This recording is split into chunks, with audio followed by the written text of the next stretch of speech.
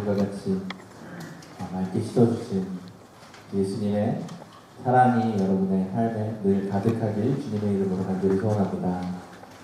네, 옆에 계신 분들하고 함께 인사를 좀 나눴으면 좋겠습니다. 인사 나눌 때 사랑합니다 하고 인사 나눌까요?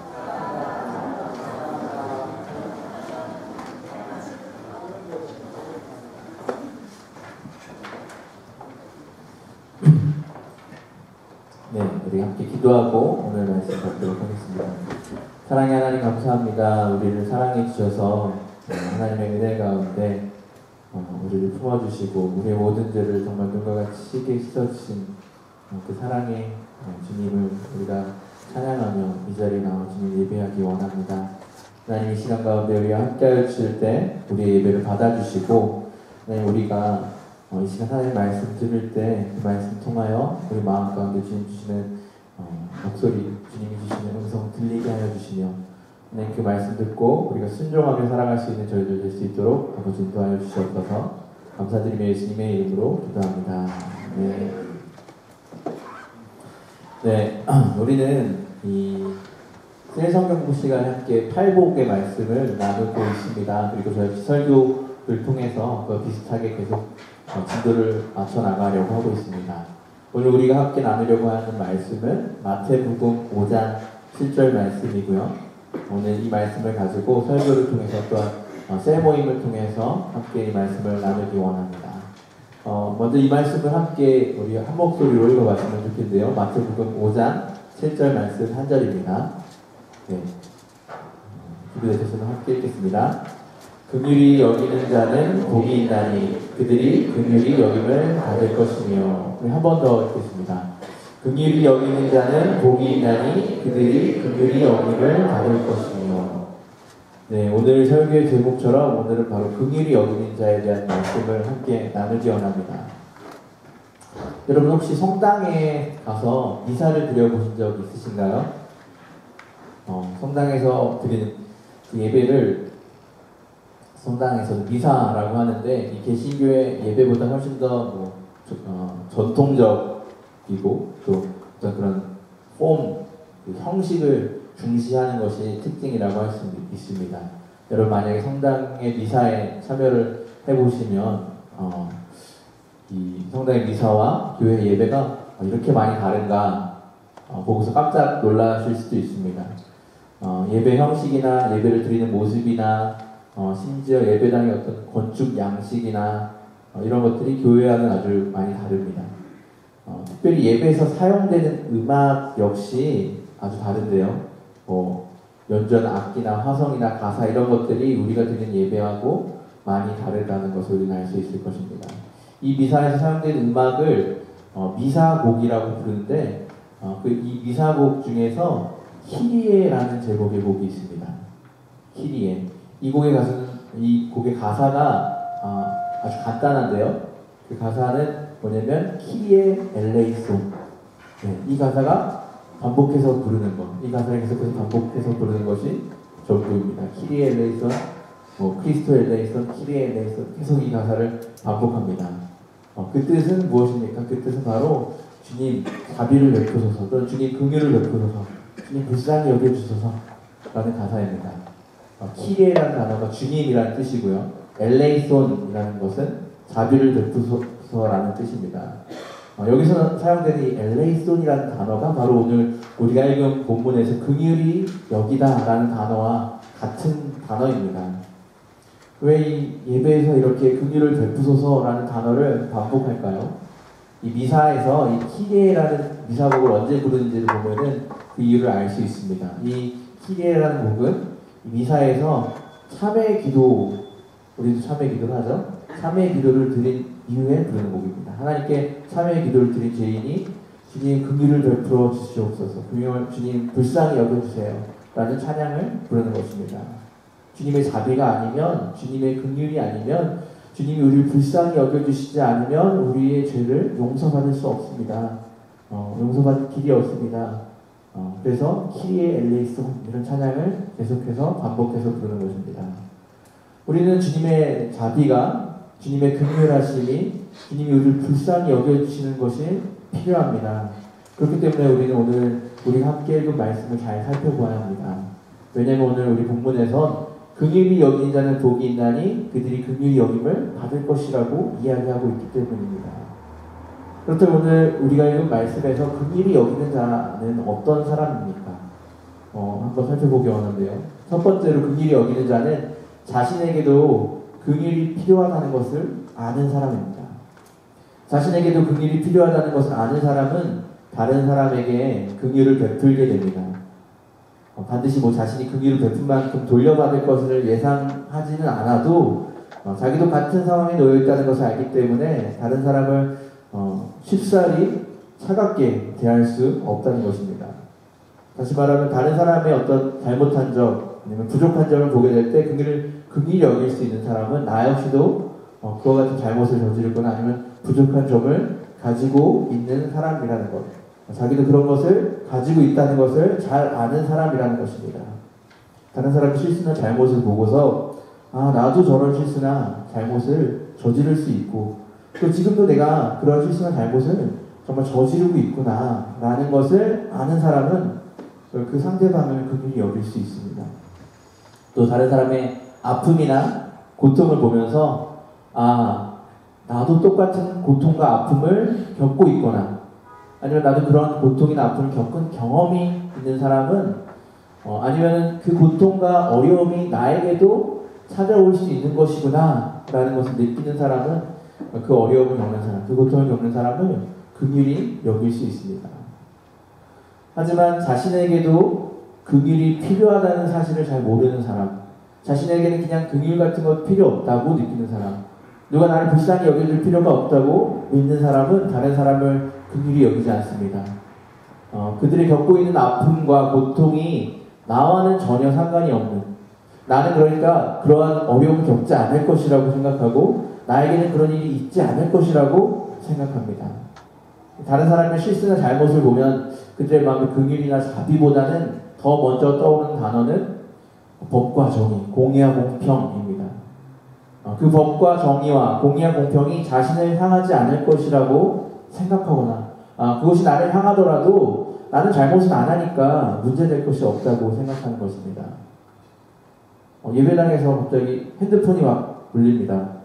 예배 시간에 이렇게 설교를 하고 있는데 핸드폰이 울리면 그 사람을 보면서 어떤 사람들은 누가 저렇게 설교 중에 핸드폰을 울리게 놔두고 예배 시간 시작하기 전에 진동으로 해놔야지. 여러분 다 진동을 바꿔놓으셨나요? 네, 진동을 해놔야지 라고 생각을 합니다. 그렇게 생각하면서 정죄하는 마음 가운데 극일한 마음이 없습니다. 나에게는 그런 일이 일어나지 않을 것이다 라고 생각하고 나는 그런 잘못을 저지르지 않으니까 라고 생각하기 때문이죠. 그런데 오늘 내가 너무 정신이 없어서 허겁지겁 교회로 와서 미처 핸드폰을 진동으로 바꿔놓지 못한 그 시간에 갑자기 핸드폰이 딱 울리기 시작합니다. 그러면 그때부터는 우리 긍휼한 마음을 갖게 됩니다. 사람이 그럴 수도 있지. 너무 정신이 없으면 그렇게 될 수도 있지. 또 다른 예를 들면은 정말 시간을 쪼개가면서 열심히 일해서 부자가 된 사람, 가난한 이들을 보면서 그 가난이 그 사람의 어떤 게으름 때문이라고 생각하고 그들을 긍휼히 여기지 않습니다. 나는 열심히 일하기 때문에 마땅히 누릴 것을 누리고 있다라고 생각하고요. 그들이 열심히 살지 않기 때문에 그들이 경험하는 가난이 당연하다고 생각합니다. 자기들 가난을 경험할 이유도 없고 그런 가능성도 없다고 여기기 때문에 그들을 긍휼히 여기지 않습니다.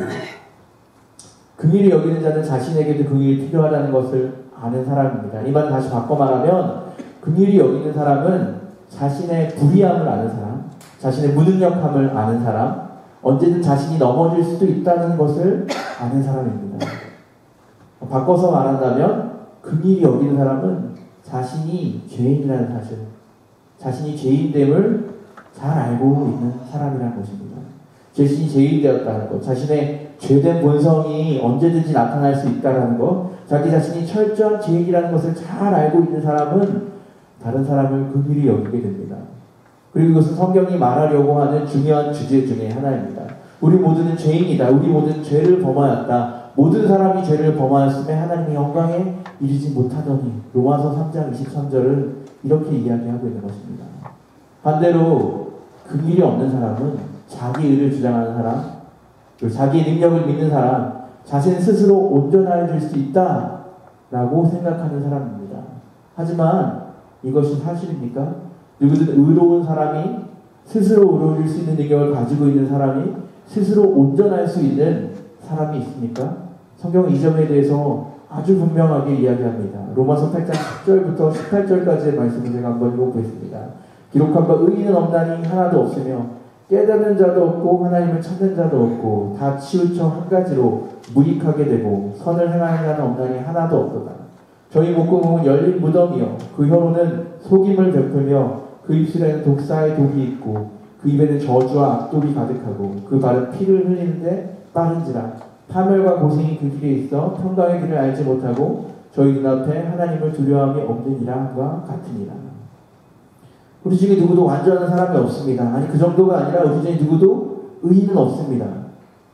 우리가 우리 자신을 제대로만 볼 수 있다고 한다면, 그리고 하나님의 말씀에 따라서 우리 자신을 정말 솔직하게 돌아볼 수만 있다고 한다면 우리 이 점을 분명히 알 수 있을 것입니다.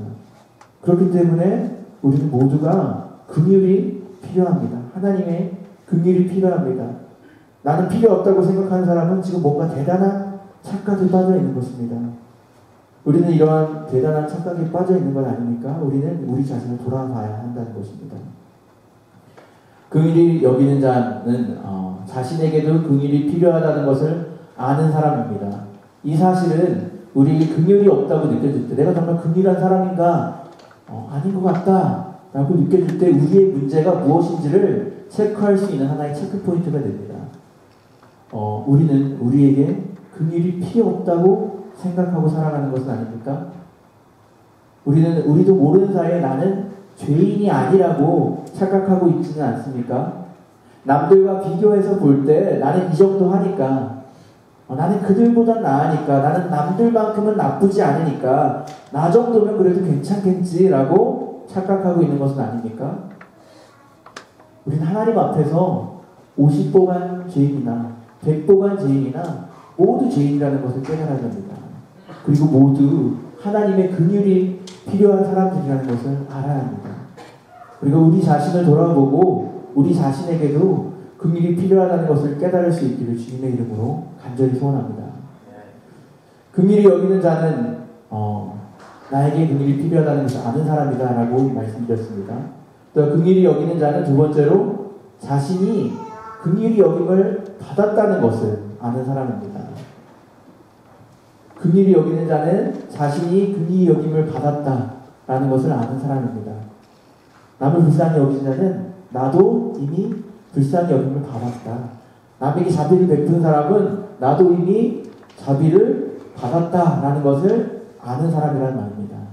나 역시 긍휼한 여김을 받았기 때문에 내가 이 자리에 지금 있는 것이다 라는 것을 깨닫는 사람입니다. 독불장군이라는 말이 있죠.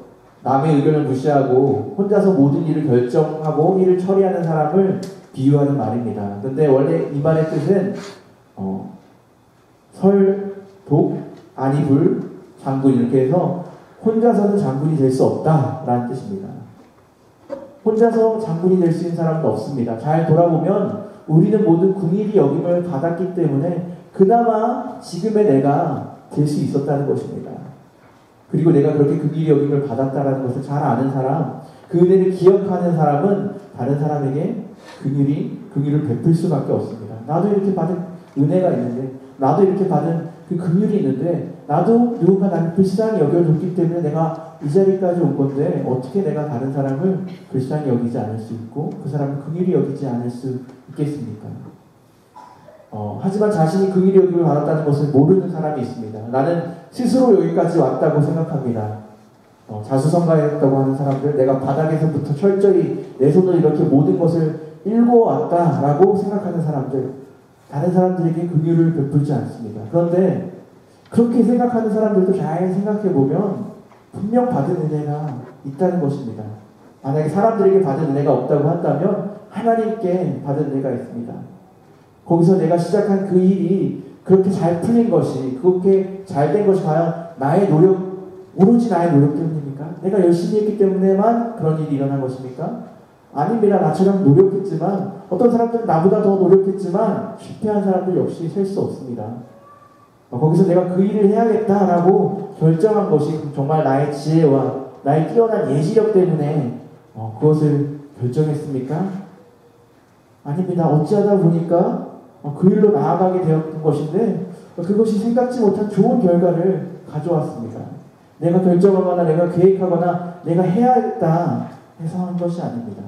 우리는 그 결과에 대해서 이렇게 이야기할 수밖에 없습니다. 하나님의 은혜였다. 만약 그것을 은혜가 아니었다고 생각한다면, 그렇게 생각할 때, 그것이 우연의 결과라고 아니면 오로지 내 노력의 결과라고 생각할 때 사람들은 긍휼을 베풀지 않습니다. 사도 바울은 이렇게 고백합니다. 나된 것은 하나님의 은혜로 된 것입니다. 그리스도를 믿는 사람들을 박해하던 이 사울이라는 사람이 그리스도를 만나서 바울이 되기까지, 바울 된 것은 하나님의 은혜였다. 하나님의 긍휼하심 때문이었다. 하나님의 자비하심 때문이었다. 하나님이 나를 불쌍히 여기셔서 나를 이렇게 만들어주신 거다라고 고백하는 것입니다. 그리고 이 고백은 사실 우리 모두에게 있어야 할 고백입니다. 나된 것, 그것은 하나님의 은혜입니다. 하나님이 나를 만약 불쌍히 여기지 않으셨다면, 나를 긍휼히 여기지 않으셨다면 내가 이 자리에 설 수 있었겠습니까? 나는 이 자리에 설 수 없는 죄인입니다. 이 고백을 하는 사람이 다른 사람을 긍휼히 여긴다는 것입니다. 예수님은 오늘 말씀에서 긍휼히 여긴다는 복이 있나니 저희가 긍휼히 여김을 받을 것이다 라고 이야기합니다. 어떤 사람들은 이 말씀을 읽으면서 약간 당황하기도 합니다. 내가 긍휼히 여김을 받는 것이, 그럼 내가 다른 사람을 긍휼히 여기는 행동 때문에 긍휼히 여김을 받는 건가? 내가 먼저 긍휼히 여겨야지 내가 긍휼히 여김을 받는 건가? 하나님의 은혜로 내가 긍휼히 여김을 받은 줄 알았는데 그게 아니라 마치 내가 무엇인가를 해야지, 나의 어떤 긍휼히 여기는 행위가 있어야지 비로소 내가 긍휼히 여김을 받을 수 있는 것이라고 이야기하는 것처럼 느껴집니다. 우리는 이것을 어떻게 설명할 수 있습니까? 우리가 참고할 수 있는 말씀이 마태복음 18장 말씀에 나오는데요. 이 말씀에서 예수님께 이 제자들이 찾아와서 예수님께 이런 질문을 합니다. 우리가 다른 사람을, 내 형제를 몇 번이나 용서해 주어야 하냐라는 것을 묻는 장면이 있습니다. 예수님 그때 한 비유를 통해서 말씀하시는데요. 그 비유의 마지막 장면에서 한 종이 자기에게 100데나리온 하루에 그 품삯이 1데나리온이니까요. 한 3달치 월급입니다.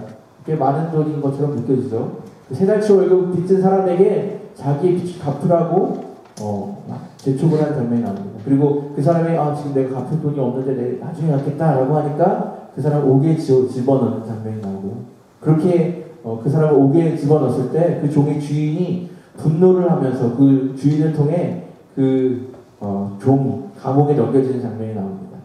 우리가 만약 이 장면을 본다면, 이 장면만을 본다면, 우리가 다른 사람을 긍휼히 여기지 않으면 우리도 긍휼히 여김을 받을 수 없구나 라고만 생각할 수 있습니다. 하지만 이 부분의 전체 말씀의 내용을 살펴보면 결국 그렇지 않다는 것을 알 수 있습니다. 이 말씀이 어떻게 시작하고 있습니까? 이 말씀은 바로 이 용서하지 못했던 종이 주인에게서 사실은 10,000달란트, 그러니까 한 달란트가 6,000데나리온 정도 되거든요. 한 달란트가 6,000데나리온 된다는 것은 한 달란트는 16년치 품삯 정도가 된다는 것입니다. 그러니까 10,000달란트는 얼마입니까? 우리 곧 계산이 어렵죠? 16,000년간의 품삯이란 겁니다. 네, 맞죠? 맞나요? 16만 년. 네, 16만 년의 품삯입니다. 여러분, 도무지 갚을 길이 없는 그 빚을 이 종이 졌습니다. 근데 그 빚을 상감받은 장면, 그 빚이 용서받은 장면으로부터 이 비유가 시작됩니다. 즉 먼저 긍휼히 여김을 받은 사람, 불쌍히 받은 사람, 그 종이 바로 그런 사람이었다는 것입니다. 그렇게 용서받은 사람이 자기에게 이 100데나리온 빌린 사람에게 긍휼을 베풀지 않은 것입니다. 아니 어떻게 이럴 수 있습니까? 자기 자신이 긍휼함을 받았다는 것을 잊어버리지 않고서는 도대체 어떻게 이럴 수가 있겠습니까? 이 사람 단기 기억 상실증이 아닐까? 의심이 됩니다. 그런데 우리도 이렇지 않습니까? 예수 그리스도를 통해서 예수 그리스도께서 우리를 위하여 죽기까지 하심을 통해서 정말 십자가에서 자기의 모든 물과 피를 쏟으시면서 주님의 그 귀한 보혈을 흘리심으로써 우리 구원을 받을 길이 없었던 우리가 구원을 받고 죄 사함을 받았습니다. 죄 용서함을 받았습니다. 우리는 10,000달란트 그것보다 더 많은 것을 탕감받은 종입니다. 그런데 우리는 그 사실을 잊어버리고 우리가 받은 용서를 잊어버린 채 우리를 힘들게 하는 이들, 우리에게 100데나리온을 빌린 그 사람들, 우리에게 100데나리온을 빚진 그 사람들, 우리는 용서하지 못하고 있는 것은 아닙니까? 우리를 힘들게 하는 사람들 시간 우리 한번 생각해 보기 원합니다. 그 사람은 나에게 100데나리온 빌린 사람입니다. 그 사람이 나에게 그 빚을 갚지 못했다고 해서 우리는 10,000달란트 용서함을 받은 그 사실을 잊어버리고 그를 용서하지 못하고 있는 것은 아닙니까? 그를 미워하고 있는 것 아닙니까? 그에게 긍휼을 베풀지 못하고 그에게 자비를 베풀지 못하고 그를 불쌍히 여기지 못하고 있는 것은 아닙니까? 하나님께서 우리를 불쌍히 여겨주시지 않았으면 우리가 지금 이 자리에 있을 수 없는데 우리 그 사실을 잊은 채 우리는 다른 사람들을 불쌍히 여기지 않고 있는 것은 아닙니까? 긍휼히 여기는 자는 내가 긍휼히 여김을 이미 받았다는 것, 내가 긍휼히 여김을 이미 받았기 때문에 내가 이곳에 있다는 것을 아는 사람입니다. 이 사실은 또 한번 우리가 긍휼히 여기지 못한 사람이라고 느껴질 때, 우리가 다른 사람을 용서하지 못하고 그 사람에게 그 사람 불쌍히 여기지 못한 사람이라고 느껴질 때 우리 자신을 돌아보게 만듭니다. 우리는 과연 이 사실을 인정하고 매일매일 살아가고 있습니까? 그리고 그 사실을 매일매일 기억하며 살고 있습니까? 매 순간마다 정말 하나님께서 나를 사랑하셔서 나를 불쌍히 여겨주셨구나, 예수님께서 나를 위해 나를 불쌍히 여기셔서 이 땅에 오셨구나 라는 것을 기억하고 살아가는 사람입니까? 그리고 그것을 믿고 살아가는 사람입니까? 만약 그것을 믿지 못하는 사람이라고 한다면 하나님의 긍휼하심을 우리는 받지 못할 것입니다. 믿음이 없이는 구원이 없습니다. 결론을 말씀드리겠습니다. 긍휼히 여기는 사람, 그 사람은 어떤 사람입니까? 긍휼히 여김을 받는 것이 필요한 사람. 나 자신도 긍휼이 필요한 사람입니다. 그리고 나 자신도 긍휼히 여김을 받았다라는 것을 기억하는 사람입니다. 이 말씀은 무엇입니까? 긍휼히 여기는 사람은 내 자신이 죄인이라는 것을 아는 사람이고, 그리고 그 죄인을 사랑하셔서 예수님께서 우리를 위하여 십자가에 달려 돌아가셨다는 것을 아는 사람, 그것을 믿는 사람입니다. 그 믿음을 가진 사람, 하나님께서 긍휼히 여기신다는 것입니다. 그 믿음을 가진 사람은 그리고 다른 사람을 긍휼히 여길 수 있다라는 것입니다. 우리가 긍휼히 여겨야 될 사람 누구입니까? 긍휼히 여겨야 될 우리의 주위에 있는 사람 누구입니까? 여러 사람들이 있겠지만 그 중에서도 가장 중요한 사람은 우리처럼 긍휼히 여김이 필요한 사람들이라고 생각합니다. 우리처럼 죄인이고 우리처럼 긍휼히 여김을 입어야 되는 그 사람, 하나님을 알지 못하고 이 믿음을 갖지 못하고 긍휼히 여김을 갖지 못하고 있는 그 사람, 우리는 그 사람을 향한 우리의 긍휼의 마음을 가지고 나아가야 합니다. 우리도 이런 긍휼함을 받아서, 우리도 이렇게 긍휼함이 필요해서, 그리고 우리를 이렇게 긍휼히 여겨주신 하나님이 계신데 저 사람도 그 하나님께서 긍휼히 여겨주셔야 되는데, 저 사람도 그 하나님께서 긍휼히 여겨주시고 불쌍히 여겨주셔야 되는데 그 사람에게도 그 긍휼히 여김이 필요한데 알고 느껴지는 그 사람, 그 사람에게 우리는 긍휼을 베풀어야 합니다. 긍휼을 어떻게 베풉니까? 바로 그 하나님의 사랑을 알려줌으로써, 그 하나님의 사랑을 전함으로써 베풀 수 있는 것입니다. 한 가지 예화를 들었습니다. 어떤 사람이 어떤 청년인데요. 교회에 나와서 열심히 예배를 드리고 집에 돌아가는 길에 갑자기 길가에서 하나님께서 만져주신 마음이 있었는지 갑자기 그 길에서 막 눈물을 흘리게 되었다는 것입니다. 왜 눈물을 흘렸냐? 주위에 이렇게 오고 가는 그 사람들이 갑자기 그 영혼들이 불쌍하게 여겨졌다는 겁니다. 하나님을 알지 못하고 오고 가고 있는 그 사람들을 갑자기 불쌍히 여겨지는 마음이 들어서 막 눈물을 흘렸다는 겁니다. 그러자 어떤 지나가시던 할머니가 찾아와서 아니 왜 울고 있냐고 뭐 무슨 안 좋은 일이냐라고 친절하게 물어보셨다는 거예요. 그랬더니 그 청년이 아니 그게 아니라 저는 할머니가 불쌍해서 그렇게 내가 울고 있었습니다 라고 하는 거예요. 그러니까 이 할머니가 아니 내가 왜 불쌍하냐 문제 없는데 라고 얘기하니까 예수님 알지 못하고 정말 예수님을 알지 못해서 죽어가는 할머니 영혼이 불쌍해서 내가 울고 있었습니다 라고 하니까 그 할머니가 막 화를 내시면서 지나가시다고 합니다. 근데 그러다가 정말 갑자기 그 할머니가 다시 돌아오시더니 정말 예수님을 믿지 못하면 생명이 없냐, 예수님 믿지 못하면 불행한 것이냐 라는 것을 물어보시더니 그것 때문에 당신이 울고 있다는 그 사실로 인해서 그 청년이 울고 있다는 그 사실로 인하여서 다시 한번 그 청년의 이야기를 듣고 싶어졌다.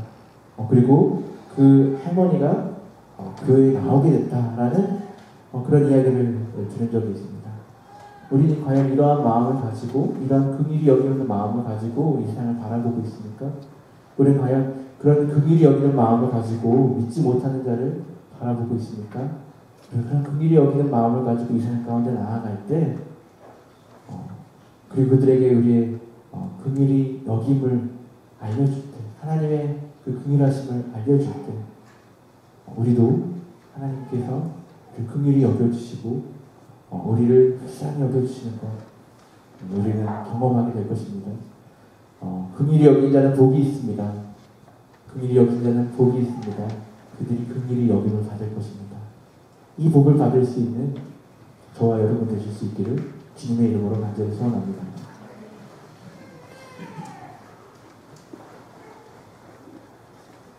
이 시간에 우리 오늘 받은 말씀을 놓고서 함께 기도했으면 좋겠습니다.